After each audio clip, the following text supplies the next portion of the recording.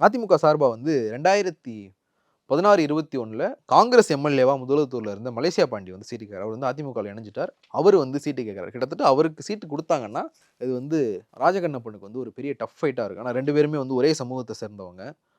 முதலத்தூர் தொகுதியில வந்து யாதவர் சமூக வாக்குகள் தான் வந்து ஒரு டிசைடிங் ஃபேக்டரா இருக்கு. அதுல ராஜகண்ணப்பனுக்கு இருக்கிற பெரிய பிளஸ் அப்படிங்கிறது வந்து யாதவர் சமூக வாக்குகள் தான். அத வந்து மலேசியா பாண்டி பெரிய அளவுல பிரிப்பார். 2 பேருமே வந்து சமூகத்துல செல்வாக்கான நபர்கள். இல்ல அந்த சமூக ரீதியா யாராவது பேசுனாங்கன்னா வேணா மலேசியா பாண்டிய தடுக்க வாய்ப்பு இருக்கு. ஒரே சமூகத்திலருந்து 2 பேர் வேண்டாம் அப்படிங்கிற மாதிரியான விஷயங்கள் வந்து அங்க சொல்லப்படுறதுக்கான வாய்ப்புகள் வந்து இருக்கு. அப்படி இல்லன்னா எஸ்பி காளிமுத்து வந்து வேட்பாளர் ஆகலாம். 2006ல அதிமுக வேட்பாளரா போட்டியிட்டார். அவரு வந்து அங்க வேட்பாளர் ஆகுறதுக்கான வாய்ப்புகள் நெறைய இருக்கு. கேட்டீங்க இல்லையா? ஜான் பாண்டியன். ஜான் பாண்டியன் வந்து முதல்தூர்ல போட்டியிடுறதுக்கான வாய்ப்புகள் வந்து நெறைய இருக்கு.